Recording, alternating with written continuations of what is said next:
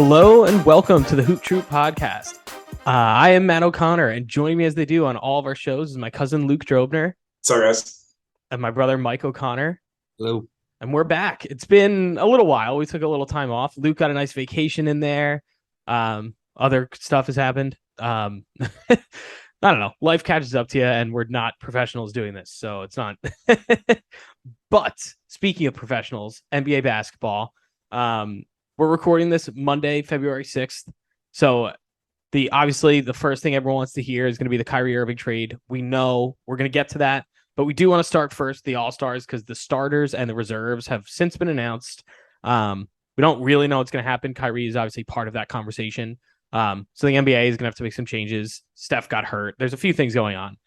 But I want to start off by just diving in. We'll get into some snubs, guys who deserved it, that sort of thing. But now that everything's out in the open, what are your takeaways from this all-star voting? And I'll leave that open to both of you. Yeah. The fan vote is a little crazy. I feel like it has some guys get ranked really high because of the fans, and then like the media and players are like, eh. But I also kind of question the player vote because should Kyrie be the top guard in the East? You know, that type of thing. That's the thing I don't like is you look at the way the starters are picked, and it's a totally different criteria than the reserves. So the starters are picked, the 50% of I guess the way they do is like for those 5 starter spots in each conference, 50% of the vote goes to the fans. So it's just each day everyone can go on and vote. 25% goes to the players and 25% goes to the media. And that then accounts for 100% of the starter vote. So that's 10 players right there. Then the remainder of the reserves are all picked. It's just the coaches. The coaches go and vote. But you're not allowed to vote for your own players. It's just like things like that. There are all these different little like nuances to how the vote works. But I think both ways that's structured just doesn't really make a ton of sense. Look at some of the players voting in Jay Crowder into the All-Star game. Like the players aren't taking the vote seriously. You have Andrew Wiggins becoming an All-Star starter last year. Like there's just things that clearly don't work. And then, I feel like the Philly media, Daryl Morey comes out and says like, oh, Boston has too many votes, like all their media members. So of course Tatum gets in over Embiid, which I think there is a degree of truth in that. Like there is some bias in like how regionally teams are covered. So I don't know what the solution is, but it just feels like there has to be a better way than this because there are some guys who deserve to be on the rosters that weren't or deserve to start and didn't start. It's also there's a contract reward if you make the All-Star game. So like some guys who played well and earned that contract bonus don't get it because of the way voting happens. Right. And that's the other thing. That's really the main reason I get frustrated. Is like, sure, obviously as a fan, I really enjoy watching the All-Star game. Not everyone does, and that's fine. I mean, look at the Pro Bowl in the NFL. No one cares about it. Like I understand like it's not meaningful, but when you do consider those contracts and those incentives, like it is meaningful. It matters. Like it literally, I mean, Julius Randle, for example, he made the All-Star team. He's going to make almost $1.5 million more next season. And as a Knicks fan, I don't want that. Well, right, because it influences your cap. But yeah, still, I mean, guys like Jaylen Brown, I think Jaylen Brown still has to play like 65 of the 82 games or something like that to get the bonus, which I think he's on pace to do. So like, it does matter. And there were a few guys who did miss. Like, I think Siakam would have gotten an incentive bonus if he made it. And like, frankly, he was pretty deserving. So I think that there's got to be some way of fixing this. And like, yeah, it is good that the fans don't fully get to like influence all the reserves and everything. And like your starters are going to be the ones the fans want to see. Yeah. And like realistically, they got most of those guys right anyway. Those 10 guys were making the team no matter what. So like it's also like Jaren Jackson Jr. has no business being an All-Star this year. That's what I think we got to get into. And so now I want to pull up this year's All-Stars, like the actual ones that got named. Give me one second. I think it's also when the reserves got posted, JJ Redick in his podcast released some stuff about like how we should expand the All-Star game. Yeah. Because there are 30 teams and, which means there are potentially 60 All-Stars, right? The first and second best player on every team could potentially be an All-Star. And a lot of those guys aren't getting recognized. Obviously, when you have a team like the Rockets, right, like neither their first or second best player is going to be an all-star, but there are teams that deserve to have more guys be all-stars. And even just as like a player perspective, right? Like some of these guys really worked hard and got really snubbed. If you think about guys like Jalen Brunson, who put up literally all-star numbers in the past, you've seen guys put up numbers he's put in, and they've easily been all-stars. Siakam, we talk about Siakam, easily should have been an all-star. Jimmy Butler, yeah. And that's the other thing that I think it's unfortunate, just based on the way that, especially for the reserves, the way the coaches vote is they're going to pick one guy per team. So unless you're like number one in the conference, you're not going to get two guys. Like, even look at the Sixers. How Harden didn't make the team. That seems like just spite from the coaches. Trae Young not making it. De'Aaron Fox not making it. Like, you have so many of these guys who had great seasons and they just get overlooked. And like, yes, it is hard to remove some guys, but like Anthony Davis not making the team and Jaren Jackson Jr. making it, Davis had played more minutes than Jaren Jackson Jr. Like, even though sure he may have missed more games, then like you would expect De'Aaron Fox to get put on the list over both of them. Oh, absolutely. And like, again, it's no shot at like, and Paul George, I think, is probably the other one that a lot of people took issue with, at least in the West. Because like, I honestly do think, I'm just going to run down the Western Conference. You look at the starters, you have LeBron, Steph, Luka, Jokic, Zion. I don't think anyone, even Zion, who has missed some time, I don't think people would argue that he deserved to be an all-star. Yeah, he was absolutely in the conversation no matter what. Starter might be a stretch, but fans probably want to see him, whatever. Then you get the reserves, and you have Paul George, Shai Gilgeous-Alexander, Jaren Jackson Jr., Damian Lillard, Lauri Markkanen, John Morant, and Domantas Sabonis. Honestly, like, Markkanen deserved it. Like, I get why he got picked. I take no issue with SGA, Dame, Ja. Like, they all deserve to make the team here. Sabonis, obviously. But then, there are those two spots. How much do injuries take into account here? If you think about it, like, Zion might not make the All-Star game for injuries. Steph obviously now is not going to be in the All-Star game, right? So you get replacements. Like, you kind of expect, like, okay, Steph's not going to be there, then let's put another guard in there who's the top West guard, De'Aaron Fox, right? And the league kind of forces that. But so here's my next question, and I obviously don't want to be, I'm going to be jumping around, but Kyrie obviously just got traded to the Western Conference, and I don't know how the NBA is going to handle that because he's a starter in the East, but now does his spot apply to the West? I think there was a guy it happened in the MLB rather. Guy got traded from the NL to the AL years ago, and they applied his stats like he was an all-star in the East. Did not qualify for the West team and like didn't go to the All-Star game. So it was no longer an all-star. I mean, he technically, I think, has it in his accolades, but he didn't get to play in the game. Sure. Because he wasn't part of that AL roster or whatever. I don't think the NBA will do that. I think they're going to have Kyrie play, but does he then count as a Western Conference guy? And does Steph's spot become... But who now replaces Steph? A Western Conference player or an Eastern Conference player? Because you could make the case that you say, all right, well, Kyrie is now in the West. We need an Eastern Conference guy. Again, and is Kyrie is still a starter, right? Well, right. I mean, I think he will be, but yeah, exactly. So I don't know how the NBA is going to handle that. I don't think they've put anything out yet. With the draft, too, I think it's not as important, East versus West. Yes, I agree. So, but when you are, again, we talk about the incentives, we talk about some of these guys who got left out. Like, it does make a difference if you theoretically are a Jimmy Butler or a De'Aaron Fox sitting there. If they're saying, we're only taking a West player or we're only taking an East player, makes a huge difference in your likelihood of getting picked. The logic tells me it'll be an East. They'll replace the East. You've lost an Eastern All-Star, so you need. Or is Kyrie just an Eastern All-Star? Like that's it. There's no right answer here. Like, and they're gonna do something, and some fan base is gonna complain no matter what.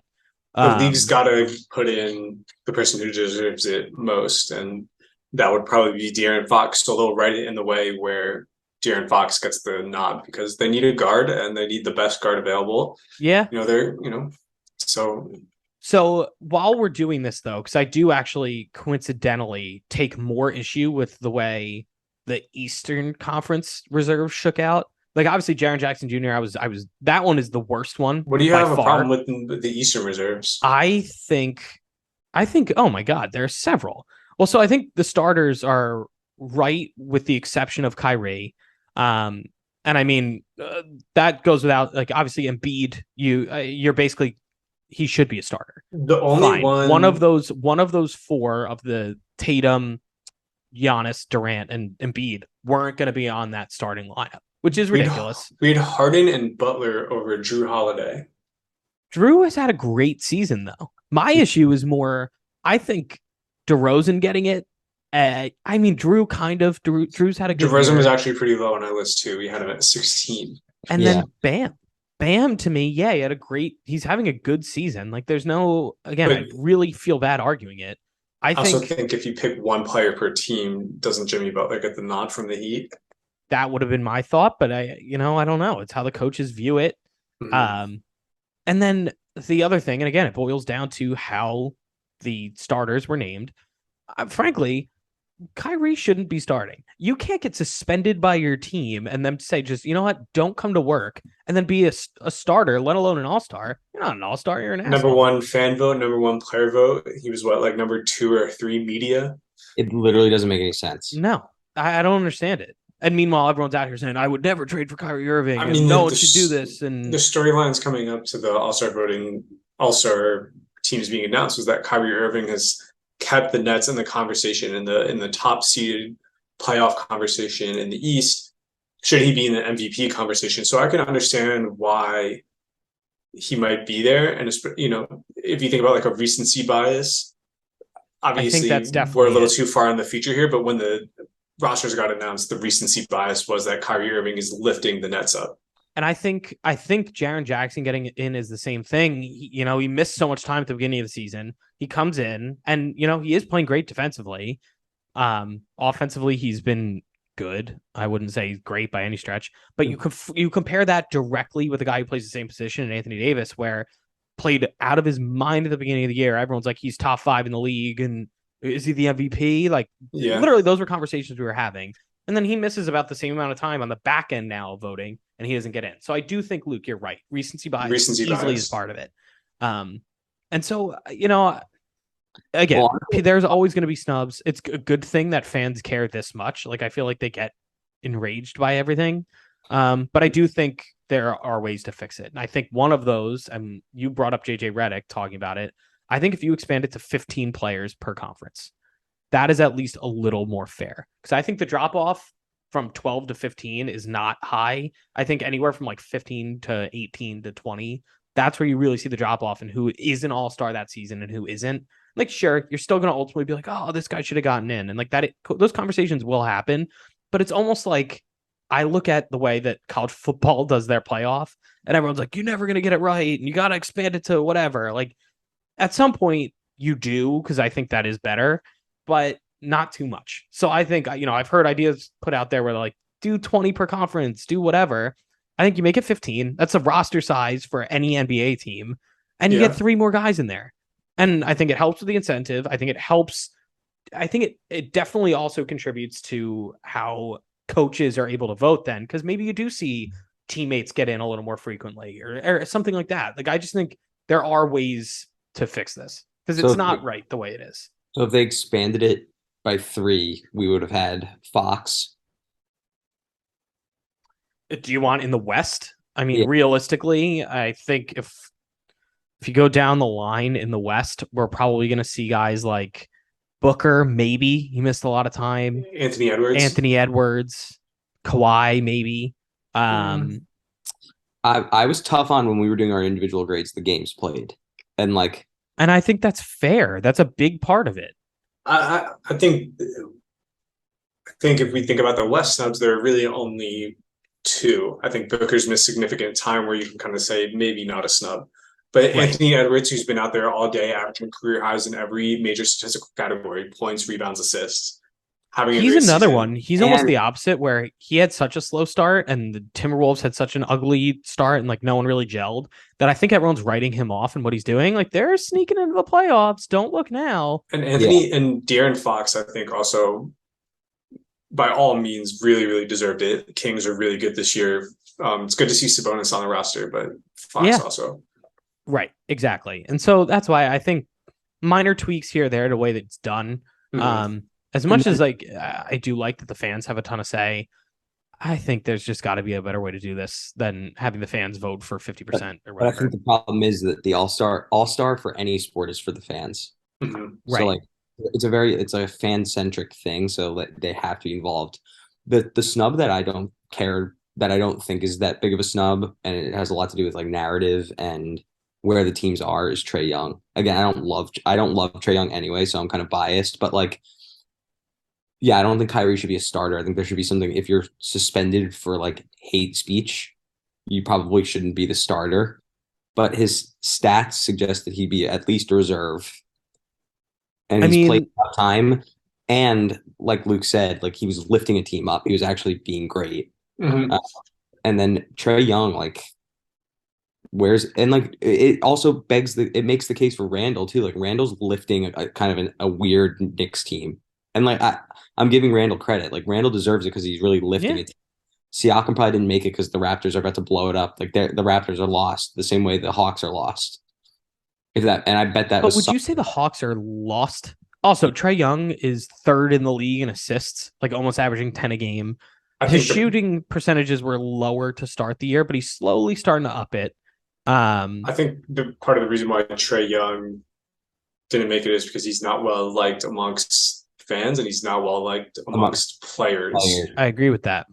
So the Um, fact that like 75% of the vote for Trae Young right there is like, and I can understand the coaches might vote for him and put him in the reserves, but And that even probably then, like he someone got fired from Atlanta because of Trae Young. So yeah, and that's probably what happened to Harden. right. I think that's absolutely part of it. And I don't know. I feel like that's the problem is guys who are deserving just because they like aren't liked aren't going to get in, which is a little ridiculous. Like I do think that's if they're the best players, they should be getting in. I think the real argument that we're trying to have here is like if the All-Star game really is a popularity contest, why are we incentivizing players to make it? Yes.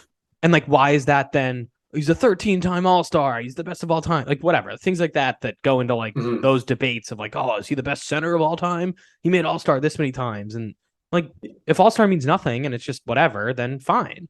But I think it means something. It clearly does if we're having these debates about it. So we Which got to means get it it should be right. more And I think they statistically have to, based. right. I think they have to find a better way to really hammer down the best guys. And I think part of that too is like, I'm looking also at like the way the East shook out for the starters. Having, three front court and two guards, like it's just Doesn't Yeah, it shouldn't really matter like that. make it Like positionless. Get the best 30 guys in the league is how I look at it. Honestly, even if you want to do away with conferences now that we're drafting, mhm. just give me the best 30 guys. I don't care. I think Like, it's a shame Embiid didn't make the starters list. yeah, I mean, And if he's in the West, he starts. And frankly, if voting goes a little differently, he starts in the East. It's just like, Giannis is just, he's easily the best player in the East this year. yeah, I know you guys put Giannis over him, but I had Embiid one, and in my opinion, I think he's just having an incredibly dominant year. So he absolutely is. I think the again, it's stupid and I don't like it, but I think as far as the way that people vote and look at teams, he has Harden on his team with him, so he has another star alongside him. Giannis doesn't technically right now. I mean, Drew made made the the All Star All-Star team. game. All right, but would you consider him realistically? If you could pick on your hands like 30 guys that you want on your team today, he's probably at the tail end of that, if that. And you'd put Harden over him. Yeah, definitely, Yeah, I think so. definitely. All I'm trying to say is that if we're trying to push this narrative of, oh, well, Embiid has so much help. Okay, but again, I was going to get into the other guys too. Tatum, I still don't think people look at Jaylen Brown as highly as they would look at some of these other guys. They still look at him as a player B to a player A. Sure. And then you get into Durant, and everyone's like, "Oh, he's doing everything." Kyrie missed time. Like I almost think he benefited from all of it. And like he's missed a ton of time. He's gonna Yeah, have missed plenty of time. He'll have missed more time than Embiid did early in the season. So like, yes, Luke, I do agree. There's more than a justifiable case to make him a starter. Which is why it's stupid. I think you got to do with positions, get the best guys on the court, and like it'll be way more fun that way. You had thoughts, Mike? No, I think I agree. I just like don't. Yeah, I mean, All right. I bet we're transitioning to Kyrie, but like, Yeah. Yeah, I want to transition Let's to do this it. Let's Kyrie get into it. because I think maybe the last time we recorded, Matt and I got heated at each other about the Mavericks and I what said they it should had to be happen. doing. I said it had to happen. This is exactly what I didn't want the Mavs to do. But I mean, so this trade is it is a perfect desperation? example. Is it desperation? 100%. Right? And it proves the point that the Mavericks should have just re-signed Brunson for whatever price because they're about to give Kyrie the contract they didn't want to give Brunson. They're going to give him more. They're going to give him way more. He's going to be making max money. They're going to try and do it for 2 years. He's going to want 4, and they're going to meet at 3, is my guess. Or he's going to leave for the Lakers in the offseason. Because honestly, like, I know they traded for him. It is no guarantee he's going to sign an extension. And they gave up a pick and like very good Dorian role players. Finney-Smith. They gave up 2 quality starters. I wouldn't put Dinwiddie in the conversation of like quality starter or like a long-term piece. If Dinwiddie is your 4th option on offense, you'd take that. He's being paid that 6th amount. Man, sure, right? But like highly replaceable in my opinion. Yeah, I think the bigger issue for me is that Dorian Finney-Smith is such a unique player. Shoots corner threes, plays defense, rebounds, hustles, all that stuff. Like those guys are so valuable; they're hard to come by. And I think the rumors is that Luka Doncic and Dorian Finney-Smith are good friends, which that obviously now part of it. You bring in someone who's like a known locker room cancer, and yeah. You're like telling yourself it'll be different. Kind of everybody kind of knows at this point it's not going to be different. So I have 2 points I want to make. First, I want to just read off the trade so that way everyone if you've been living under a rock, knows. It's Spencer Dinwiddie, Dorian Finney-Smith, a 2029 first-round pick, and 2 second-round picks, so like 2027 and 2029, to Brooklyn for Kyrie and Markieff Morris. Morris is just collateral in that, I think. But so I do think, one, the Nets pretty much got the best value they could from any of these teams that were interested in like win now type players. Sure. They have guys who are very good complementary. We've seen them play well next to ball dominant players. You stick them next to Durant, I actually think they're really good fits. You recoup some draft capital, and like odds are you weren't getting the hell of a lot more anyway for Kyrie. These damaged goods. The reason, I mean, look at what we were just talking about. Like no one was going to give, I think, outside of the Lakers giving picks, but the problem is they still want to compete. They're trying to sell Durant on being like, look, let's let this whole experiment go. We will retool and we'll be good. I also think it's important to mention that the pick they gave up is a 7th grader right now. That is true. So, like the NBA could look completely different by the time that 7th grader is ready to be. That's my point, because I also think they are banking on exactly what we're describing, which is everywhere Kyrie is gone, they've had to blow it up, and they haven't been good years later. I mean, look at he left Cleveland. They end up getting Darius Garland and Mobley and like all these young guys. But that was also LeBron leaving. Sure. But I mean, don't you figure? I mean, and this is the thing I ultimately wanted to get to. I was kind of saving it, but like this goes wrong. They're not just having to try and flip Kyrie at some point. They're trading Luka. Luka's going to want out of there. And I know I was joking with you guys about this, but we've kind of seen early in his career that he is very, I'm going to say emotional is probably the word I'm going to use. He impulsive, maybe. He definitely has trouble reining in his feelings. I think there's going to be very, very serious issues. And this was my concern. He is surrounded by now Mark Cuban, who, as far as owners go, is one of the more vocal and more concerned about his image than any of the other owners. Sure, yeah. And I think is more involved with the team. I think Jason Kidd, who I know they apparently have a relationship, him and Kyrie Irving, but he has not gotten along with a ton of stars. Giannis, I think Giannis and him got along, actually. Because if you look at the way Kyrie handled the coaching everywhere he's gone, as soon as he has to answer to authority, which is kind of the way Jason Kidd runs a ship, like he freaks out and it doesn't end well. I mean, the last point I want to make is when he was in Boston in particular, and obviously he didn't get along with LeBron and Kevin Durant, which frankly, if you can't get along with those two as basketball players, that's kind of shocking. But when you go to Boston, where he is supposed to be the guy and he's supposed to be the leader, but is kind of deferring to younger, good talent in Tatum and Brown, it didn't end well. And like all it did was, I feel like it just was a rocky start for them and they had to kind of adjust around it later on. Luka is going to be the guy on this team. Is he going to be willing to defer to this 23-year-old? Like, I just can't envision him being like, oh, you know more than me. There's no way. Yeah, I understand the Sorry for concern, my rant. but I unloaded it's the same thing as LeBron, right? Like you think about like the success LeBron had with Kyrie, and if you want to make Luka's comparison, it's LeBron. He's the closest thing to LeBron we've had since LeBron. Yeah, and it's gonna work in the short term. I think they're gonna win games, and if they're winning games, they're gonna be happy and things are gonna be great. But even when they were winning games in Boston with Kyrie, I think there was still something smelly in the locker room, and it does start with Kyrie. People at some point there's a boiling point, and Kyrie doesn't. Kyrie wants to be Kyrie, and Boston was like, you have to be a Celtics player first, and he's selfish. Kyrie's selfish, and I think that will hurt him at some point because let's be honest, the Mavericks have to play Luka ball when it doesn't really fit Kyrie. Right. What happens? And I'm not even so much worried offensively. Like they're going to figure it out. Like it's just going to work. And Luka can be off ball. Like it's not like he's not good at that. I definitely would prefer him. I'm not concerned about Luka being off ball. I'm concerned about Kyrie. Except he has though. Look at even with the Nets when Durant was playing, it worked. They just they were never on the court together. The issue was the defense, which was a problem for Brooklyn. Obviously, until Claxton made this big jump, like defense was a huge problem for them. And individually with Kyrie, it's a huge problem. I mean, if you look at this Mavericks team, there's not a hell of a lot of defense going on. Like if you really think about that starting lineup, who's playing defense? You really putting your whole trust in Christian Wood? Because I'm not. Also, speaking of temperamental people, I mean, that's one other person who's been bouncing around because he is never happy.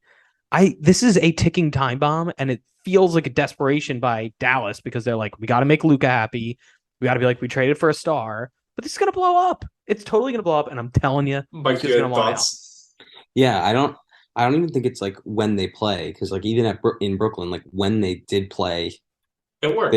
They did pretty well. So like when they play, it will probably be fine. But I mean, they're one half shoe size away from winning a championship, basically. But it's interesting because every team he's gone to, that fan base, it's now like the Mavericks' turn to say like this is why it's going to be different, and like it's our turn to say like maybe, there's even a little bit of me that's like, what if this is different? I mean, you can't not think that way. When Kyrie left from Cleveland to Boston, it was like, okay, he just wanted to not be under LeBron anymore. He wanted to be the star. He wanted to be the guy, right? And everything was fine. And, then we see the emergence of Tatum and Brown, and then Kyrie's like, okay, maybe I can't be the number one guy here. So the way he left Boston was definitely a little selfish, and you start to wonder, right? And then he's in Brooklyn. The trade demands, the not playing, the not wanting to get vaccinated. He really became a villain in Brooklyn. And then you kind of confirmed it, like, okay, maybe this Kyrie guy isn't the guy you want around in your locker room. And now that he's on the Mavericks, Boston doesn't like Kyrie. Brooklyn, all the newspaper headlines we've been seeing out of New York, insane. But here's the kicker in all of that is fine. You can say he didn't choose Cleveland and everything that came with it. He didn't choose Boston. He did choose Brooklyn, and he chose Kevin Durant, and he wanted Harden. He got everything. He wanted Steve Nash as head coach. He got everything he wanted there and still made problems for himself and the rest of the team and the organization as a whole. Dallas is going to be different now. If even the place where he got everything he wanted and chose for himself, going to be different, and it didn't work with his best friend and everything, like, this isn't going to end well. Are you kidding me? And again, like I said, on the last podcast or whenever I said it, the Dallas Mavericks has to be very smart. I understand the concern and the mentality of we have to make Luka happy and we need to make sure that, he gets what he wants and we're winning games and we're going to the playoffs and we're winning series and things like that. I understand that pressure. But things happen slowly over time, right? You make little small moves towards it, right? Okay, we made it past the first round this year. We lost in 6 in the second. and now we're going to 7-game series, and now we're going to the conference championships, things like that, right? Like this move for Kyrie is incredibly dangerous. You don't know if Kyrie's going to walk because you can't give him the money he wants. You don't know if he's going to, let's say he does stay long term. Is it going to be a problem with Luka? Is it going to be a problem in the locker room? Is it going to be a problem with leadership, with their front office? I'm really upset by the Mavericks. I think they absolutely lost this trade. I think everything they gave up was just wrong. So I think the Nets really nailed it. To be honest with you, they were. It was I either wouldn't say the Nets nailed it, but he was either leaving in the offseason, or you were going to take 2 Lakers picks, which wouldn't have helped you keep Durant, or you would have gotten. The rumor was the Suns offered Chris Paul and Jay Crowder, Chris Paul, Jay Crowder, and picks, which frankly I don't think does anything either. So I think of all the offers they had out there, this is actually probably the best one if you want to convince Durant to stay, and also you now have assets that you can flip later on. You weren't going to be able to flip Chris Paul or Jay Crowder. No matter what, I think Durant was out. The fact that Durant was like, I want to be traded from here, that's the end of it. You should have taken as much as you could get, expect Kyrie and Kevin Durant to move on. But then why haven't we heard anything from him or the Nets or any of these pundits about You think LeBron's Durant? happy in LA? He shows up every day to work there. He's like, I'm so excited to be here. I'm so happy that Russell Westbrook's on my roster. Maybe it's me. It's me. Did you not see the tweet today? LeBron is not making it. LeBron's making it very clear how unhappy he is. Did you not see the interview he just had with? Yeah, I know, but he's when he gets interviewed at the end of he did have that interview today. He's like, it wasn't what I wanted, but like I'm here focused with LA now. Like let's get this done. Like this is the that's what he has got. To say. Exactly. Same with Kevin Durant. Kevin Durant has to say, I want to be here. This is where I want to be. Right? Like you have to bring that mentality. You have to, as the best player on a team and the leader, you have to, even if it's fake, you have to fake it. But like you said, he already said he doesn't want to be there. Like if you suggest you want to break up, that's the end of the relationship. It is. Even if you say, "Oh, let's just try for a little longer and see what happens." You both know there's no point in playing these games. Just do it. Personally, I the Nets did the best they could, I think, in this situation, but this is not even close to enough to convince Durant to stay past the season. Like maybe he'll stay through the season, but the only way Kevin Durant stays is if Ben Simmons is like, you know what? I've been playing awfully. If Ben Simmons became an all NBA player by the end of this year and he was like a true number 2 to Kevin Durant, maybe. Right. But that's a huge if that's probably not going to happen. That is actually never going to happen. I'm now convinced it's never going to happen. I'm very convinced that it's never going to happen either. So you're now making me think of like what these teams are capable of achieving the rest of the year. And obviously Ben Simmons, we all agree it's not happening. I think this is a good business move for the Nets. I think it's going to get them farther in the playoffs than. Well, it sounds like they're going to make another move. Everything I've seen, they've been talking to the Raptors apparently. Like there's something. Yeah, they want to go as far as they can possibly go in the playoffs with Kevin Durant because that's going to bring in more money for the organization. But really, when it comes to it, at the end of the day, you should be looking for assets. It's good that they got that 2029 pick, and it's my belief that Luka will either move on from the Mavs and that'll be a terrible pick, or it'll just be another piece to move in the trade. So. Do you think, let's say the Nets swing a trade. Let's say like the Bulls and the Raptors blow it up and like any of those guys are available. They get like, let's say they get Siakam because that's the rumor that I heard. They want Siakam. Is that enough? Do you think they could win a championship with those two? And like Dinwiddie and Siakam, Durant, Dinwiddie, and whoever else. I think so. Whoever else is on that team. Let's think about the 2019 Toronto Raptors. Yeah. Siakam, an improved Siakam led, being the second fiddle to Kevin Durant led team. I think they could potentially be like if they could somehow swing a really good point guard, like a Kyle Lowry comes in. He's just a guy to move the ball off him. So that's what I mean. If you can figure that out, and Kyle Lowry's just in there dishing to Kevin Durant, and when they need a bucket, Kevin Durant can get it, and when Kevin Durant's out, they can play through Siakam, who's proven to be a great second player. He did it with Kawhi, and he's probably better than when he did it with Kawhi. So I think they could if they make the right move. But do the Nets have enough to make the right move for Siakam? That's questionable. They have 3 days to figure it out. So it's going to be. I also think that Nick Claxton has made a huge step And it's really great to see him play well because I think a lot of people put a lot on him. And even last year, like I think I remember going to a Nets game and Kevin Durant would like take it out on Nick Claxton. And it's good to see him bounce back and kind of find his role. So totally. All right, so now let's flip that. Let's look at the Mavericks. What is it? Does this change their ceiling and their floor this season? Yes. So again, I'm going to give you where they're currently sitting. They're currently sitting in the West. They're sitting at 6th, but I think the percentage, they might be tied with Minnesota. I thought they were in 4th. I thought they were in 4th too. They're in 6th. So ahead of them, Denver, Memphis, Sacramento's in 3rd. The Clippers are 30 and 26 in 4th. The Suns are 29 and 26. Snap. Dallas 28 and 26. And I think Dallas plays tomorrow. Granted, they're going to be missing like everyone. I think Luka's out. I think is out. But so they're currently in 6th, but then right behind them and ahead in the win column, right, Minnesota is behind them with 29 and 27. The Warriors 27 and 26. Pelicans 28 and 27. Then Utah is at 500, and then everyone else below there, whatever. But so everyone is still within striking distance. This team is not going to, like, I feel like anytime you put 2 stars in a room, like it takes a little while for the teams to adjust and get chemistry and everything. I think they're going to lose the a little playoffs early on here. I think they're going to make the playoffs easily. They're going to outright make the playoffs. Do you think they're going to be 6 or up? 100%. I think it's going to be easy for Kyrie and Luka to get along on the court. I legitimately think they're going to be a play-in team. And like that's not just me being a little biased, and I know that the Knicks have their pick and whatever, but I'm looking at some of these teams below them, and like you could convince me that a lot of these teams catch them, because again, and I got to get to like the. I think if you just have Luka, no Kyrie, they're making the playoffs easily, no play-in. But adding Kyrie, I think it's going to continue. I think it's going to keep them in the race easily. I don't think they're going to lose a step.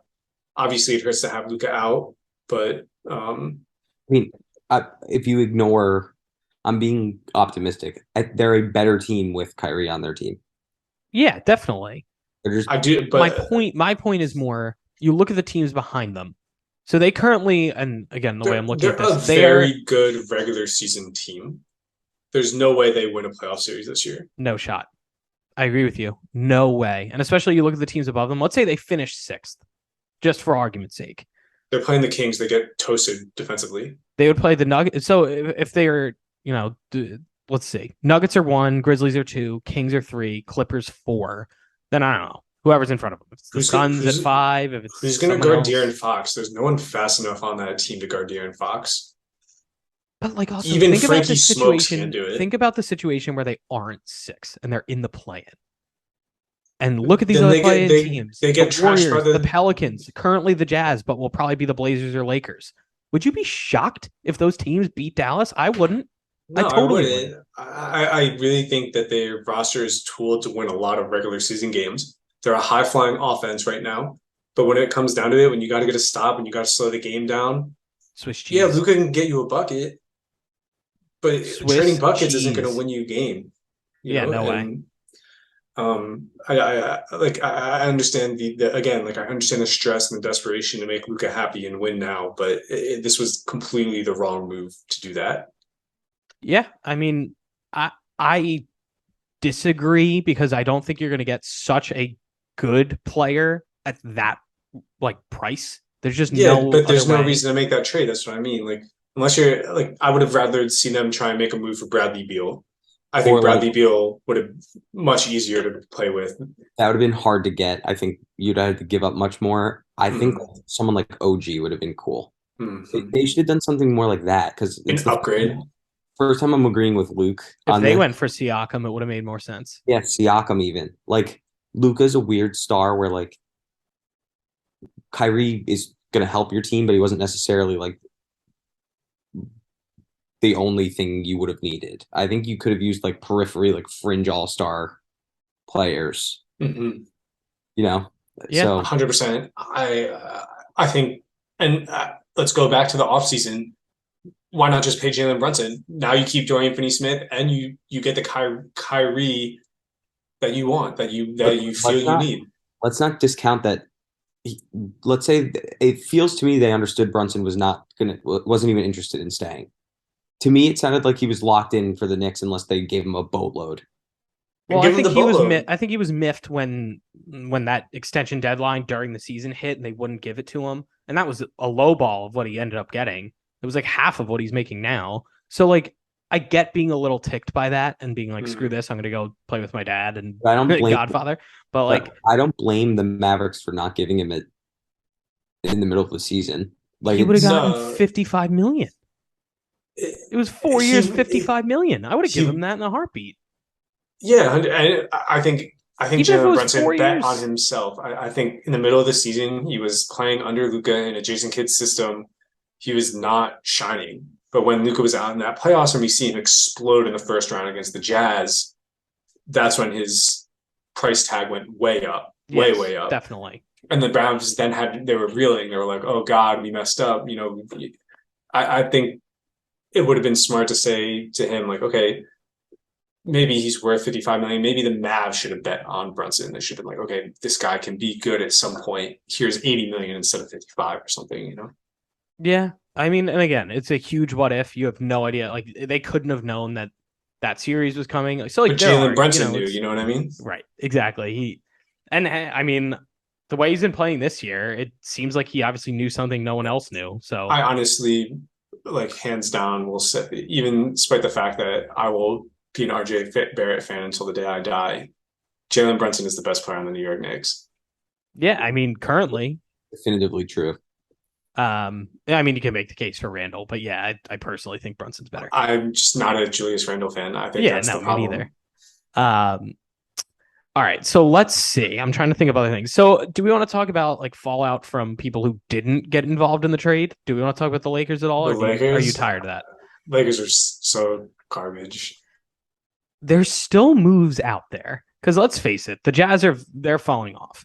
I mean, in their last 10, actually, I am now correcting myself. They're 6-4 in their last. I think the issue with the Jazz is like they're out of the race for the bottom. So it's like, where do the Jazz really want to fall? And I think they're aiming for that play-in. So yeah, they're reeling, but if they can kind of control their downfall and then finish like 9th at the end of the year, it's good for them. But you don't think you trade Mike Conley, and you don't think you trade, any of those other guys that have like been there long term. And I think if someone's willing to overpay for them, the same way the Timberwolves way overpaid for Rudy Gobert, Ainge will pull the trigger. Yeah.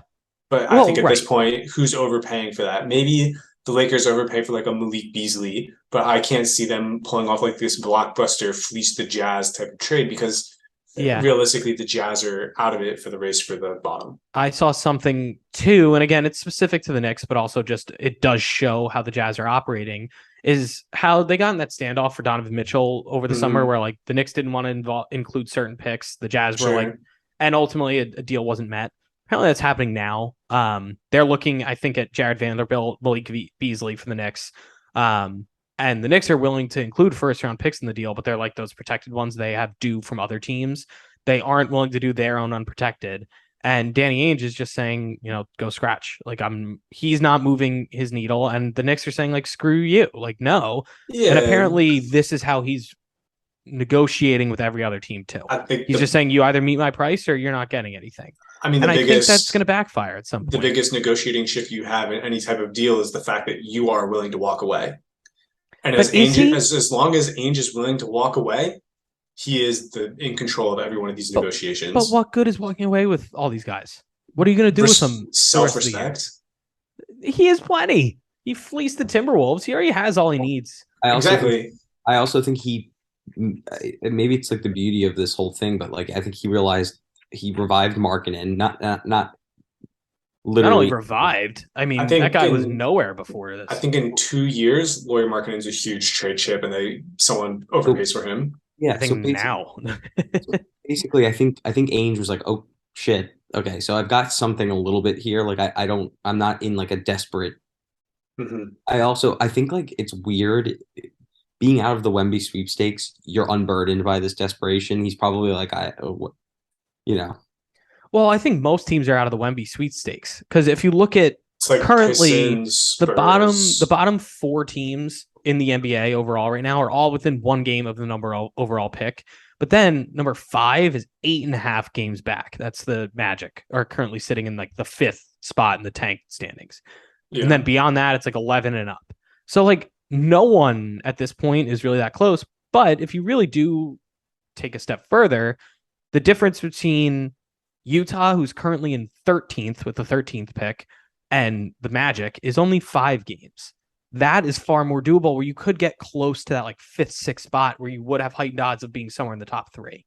That's when you start to think about it. Because yeah, are you going to have one of those top 4? No one is. That's pretty much set at this point. It's one of them. You could do yourself a favor trying to get there. Because also you look at the teams below you, there are teams that kind of want to move past you. Portland, Chicago definitely does. Oklahoma City, probably not. The Lakers do, though. Washington swears they want to win. Toronto, probably, if they don't sell. Then it's like Indiana and Orlando. Like, realistically, you are going to drop. If you sell, you're going to put yourself in a position to get one of those better picks. So, like, I look at Ainge, and I think I'm selling high on a lot of these guys. And again, I really think it comes down to, like, Ainge's mindset. I think he is more than willing to walk away. And we continue to talk about it where it's like, things happen slowly. He might not get the boatload that he wants now. No. Maybe he doesn't move Conley and all those guys for the Lakers' unprotected picks, right? Which is like obviously the prize goal for moving Conley. But like in a couple of years, maybe he trades for Lauri Markkanen and, you know, the next best guy is available. You know, maybe like the best prospect we've seen since Wembanyama, or maybe the best prospect since, you know, LeBron James or something like that, right? Like you don't know what's going to happen in the future. And Ainge is willing to pull the trigger on the right deals, and he's willing to walk away on the wrong deals. And that's how it should be. He should take it slowly. And even then, like, here we are talking about the Jazz reeling down. Like, what's the difference between having the 4th pick this year and having the 9th pick this year? Like, Keontae George isn't a bad player. There's no point in taking the wrong deal and trying to move up and get Amen Thompson or something like that, right? Like, yeah, I mean, I agree. I just think, me personally, the way that I would be looking at this, if I'm a Jazz fan, I'm saying, what are we competing for this year? Nothing. If I'm a Jazz fan, I'm saying, get me Grayson Allen. I want him back on the roster. Good God. Come on, Luke. Anyway, I want Grady Dick on the roster. I just think, looking at the guys on the team, there's really just no point. Like, I don't understand the incentive of like competing right now with some older guys on the roster. You know, like, I don't need, I mean, obviously Mike Conley's the big one, but even like Kelly Olynyk, like the guys who are playing a lot for them. Kelly Olynyk is mentoring Lauri Markkanen into an all-star season. Yeah, okay. I think outside of Kessler, Markkanen, and like Agbaji, you could just do a total fire sale. Get rid of everyone. Maybe keep Clarkson. But even that, Kelly Olynyk saying to Lauri Markkanen on the practice sideline, she's like, "Hey, look, when you play a really tough opponent in the playoffs, this is how you dislocate their shoulder." Yeah, because that's what we need. That's like the kicking and screaming, break someone's clavicle. But no, I don't know. I just don't see any real point. Like, I really don't understand why you're trying to compete. The right deal doesn't come. I don't think they're trying to compete. They're not a good team. I think they got to sell. I think they got to sell, and you got to make a push. They're going to be bad next year. They're going to be bad the year after that. There's no rush. Yeah, but you don't want to delay your timeline. That's how you get stuck in no man's land. Like, so you don't have to delay your timeline. You just want to build as many assets as you can, right? Like, let's say, like, okay, we delay our timeline. We trade Lauri Markkanen in 2 years because we're building around this new guy, you know, and then we have all these picks from Lauri Markkanen, and then, you know, this all-star wants out of whatever team he wants. We have all these picks now because we just traded Lauri Markkanen. Or, you're a win now team and your star wants out, we'll give you Lauri Markkanen. You know what I mean? Like, as long as each year you can say that the expected value from your roster and your draft picks has gone up, it's a successful year for the Jazz. I don't think record matters to them, and it shouldn't. I think they got to fall a little bit, but that's just me. We have differing opinions. Ain't no rush on anything, you know? Yeah. I'm trying to think. Is there anyone else? I feel like obviously everything else has just been like rumors recently. There's nothing really materializing yet. And granted, there's 3 days before the deadline. I like how you can tell when I open up a new tab on my computer by how bright my face is Your on face camera. color, yeah. Yeah. I would go for like wrapping it up with like a what's lightning round gun to your head. What's the next domino? What do you think the domino? What are the deadline dominoes? What do you think? What do you think's happening? I I think the would have said the Bulls are going to Jazz, move but somebody. Luke has me. I would have said the Jazz. So you think the Bulls are gonna change it up, Luke? The Bulls are so ass. Lonzo Ball's never coming back. No, he's not. And you Um, were so mad at me for not being a Lonzo Ball guy. And See, that second surgery should have put him right.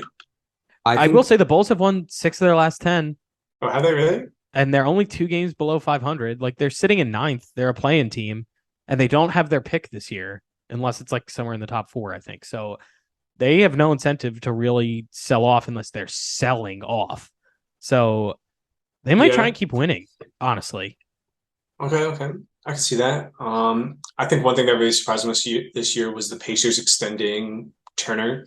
I think that's another like what we were just talking about with Ainge, like no rush, keeping the guys on the roster, let them develop, see where we're at next year, and if the right deal comes along for the right price, and we'll get I it done. But My weird one is Detroit because they're losing no matter what. Bogdanovich, you think they're going to move Bogdanovich? Bogdanovich is a huge part. Whereas if you think about just let's move to the future. Let's say they get the first pick, they get Wembanyama, you get Mhm. Cade back, you have Ivy, you have Wemby, and like that's the perfect guy to stick with them. I mean, he's just such a good complementary piece. You've seen that he can like really carry a team. He's a good veteran presence and can really help them like Mhm. assimilate into the NBA a little better. I don't think you have to trade him. I also wouldn't be shocked if they also move someone like Sadiq Bey. I've seen rumors of that too. Yeah, so that's interesting. But so like teams like that where they have assets to sell off that I'm not sure if they will. Whereas like I think the Hornets are going to probably try and trade Rozier and like other guys, maybe Hayward. I don't know, but like Also, kind of expect the Suns to get any value they possibly can out of Jay Crowder. yes, that's definitely going to happen.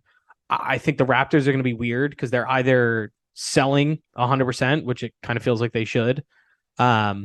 Although they are tied for 10th.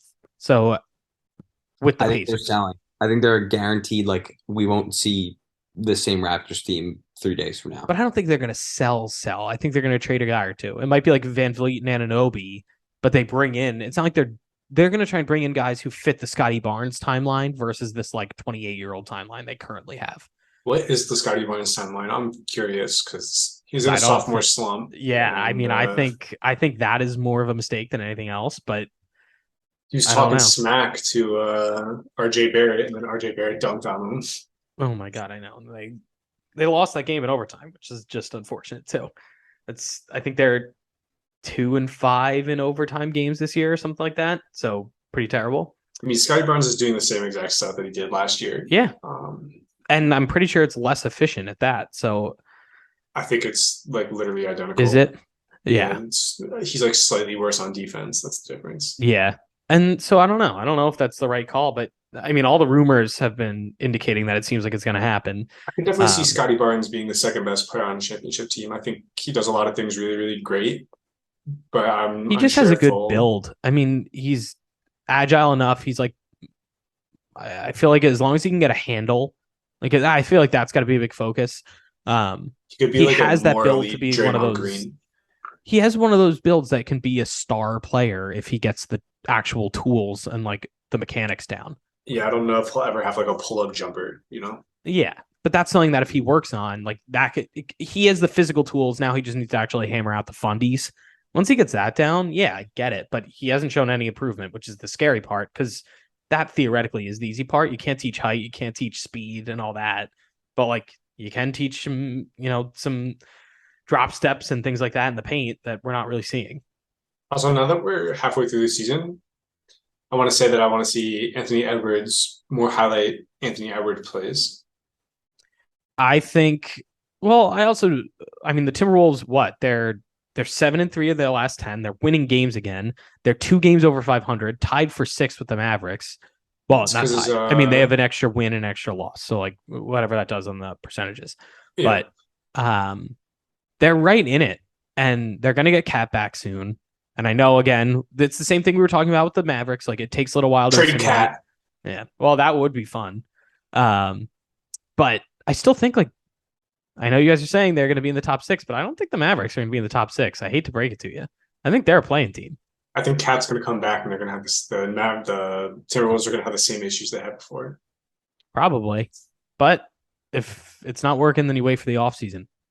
I'm waiting for some Rudy Gobert lowlights, you know? I don't know. It's better than the Ja Morant drama that's been going on. Ja Morant's got the blicky on him. Oh my God. I mean, good God. I will say I like that they're becoming the villains in the NBA and that no one likes them because, like, it's different than, like, the grit and grind Grizzlies that, like, people hated playing them because they were physical and mean and whatever. Or, like, this is almost reckless. Like, it just seems like they're kind of being a-holes. Like, it doesn't, and they're not really backing it up in anything. Like, yeah, all right, you made it far in the playoffs. Congrats. I feel like they're going to just be like a always second round exit playoff team. But, like, they're fighting with everyone. Literally anyone who opens their mouth around them, they will fight them. And it's like, it was kind of funny at first and a little cool, but now it's like you're punching Donovan Mitchell in the nuts. Like, you're going after Shannon Sharp for no reason. And then the Pacers coaching staff, you're like training laser beams on him in the parking lot. Like, what are you doing? Hey, buddy, come find out how I don't remember what it was exactly, but it was a funny quote and people were making fun of him. I know. It's just insane, though. Like, it stopped being cool and like, oh, they're tough and young and like they're not afraid of anyone. Now it's like, I think you guys might just suck. Like, you're winning games, cool, good for you, but like you're kind of a-holes. And it's led by Ja, which is even crazy. It is led by Ja. Yeah, it's nuts. So I don't know. We'll see what happens there, but they're still sitting at second in the West. So go figure. I guess it doesn't matter. You know, I'd really like it if Ja Morant played a really outstanding week this week. He averaged like a 40-point triple-double the whole week. I think that'd be really great. Michael doesn't even notice. You guys are playing each other. I think I'm officially out in fantasy. How was your 7-2 loss to someone who doesn't set their someone who does set their lineup? Someone who doesn't set their lineup, Luke. Literally, the 1 week you had to open your mouth is the week Anthony Davis comes back from injury. The problem is that it had been building for a while. I was like, oh my God, like, why do I keep winning all these games so easily? And I wanted a challenge in my life. So I said, everyone set your lineup. And the only kid who did was the one playing me. I played basketball with that guy on Wednesday. And when I was talking to him about it, he was like, oh yeah, thanks for reminding me for setting my lineup. I was like, yeah, of course. Mad at you, Luke. Because I needed to win that week if I wanted to even have a chance to still make the playoffs, and I think the dream is dead. I need to beat Mike this week because I'm 1 game back of first place. I have to root for Michael's team. I'm up 6-3. Yeah, I only had like 6 people playing today, and I got caught up at work, so I didn't have time to hit the waiver wire. Luke, you made an enemy. I'm just shamelessly rooting against you now after that. After you banished me from the playoffs. I can't help it. I'm making a playoff push. I'm going to make the playoffs, and I'm going to play Mike in the first round and lose anyway. Although, don't look now. Stop the count. I'm up 7-2. Oh, God. Yeah, I'm glad we're doing the fantasy. I'm glad that we're the only ones participating in fantasy this year, too. It keeps me engaged. I need it. Yeah, but I'm glad we talk smack with each other. Everybody else in the league. Yeah. I know. It's tough. It's so different than football. Like, just having to set it every day. People aren't as diligent, but I also tried pretty hard and my team stinks, so go figure. It'd be nice if ESPN had that auto set lineup button that Yahoo does, but Mike's up 7-2 now. Yeah, we're on.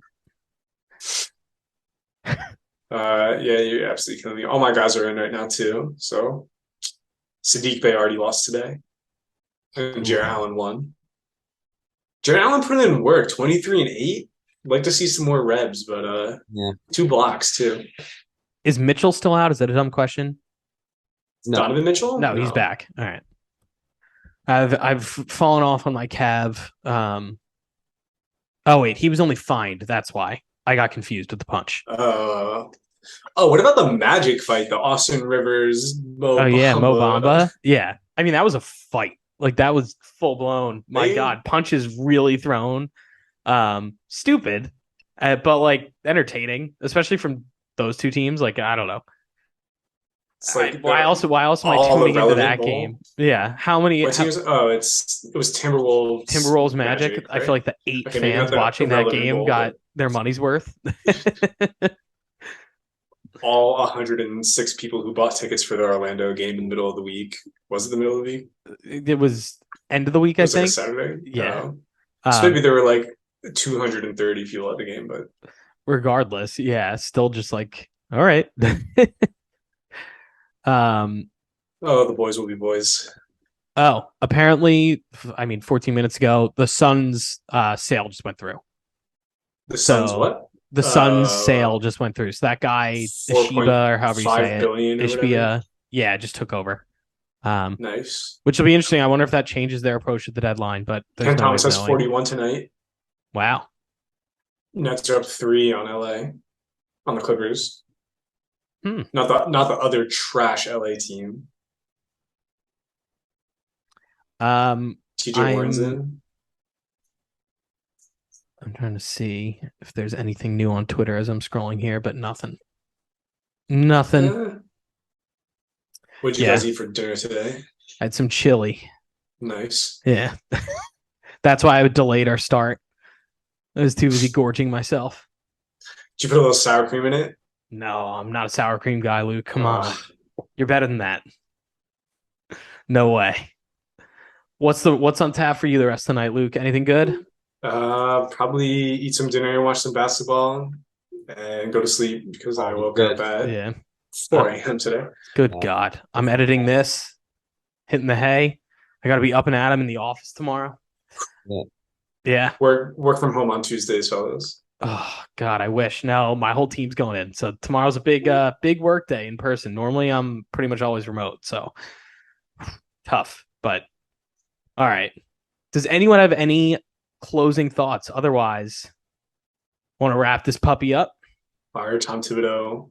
Oh my God, please. For the love of God, he's got to go. I like that. Yeah, I feel like that we have to like end every episode with that as like our little prayer circle to get him out of here. We have to pen a letter to the front office. We do. He's got to go. No, he has something on Leon Rose. I know it. But all righty. Well, for those of you who have made it this far, we are the Hoop True Podcast. Thank you for joining and tune in next time.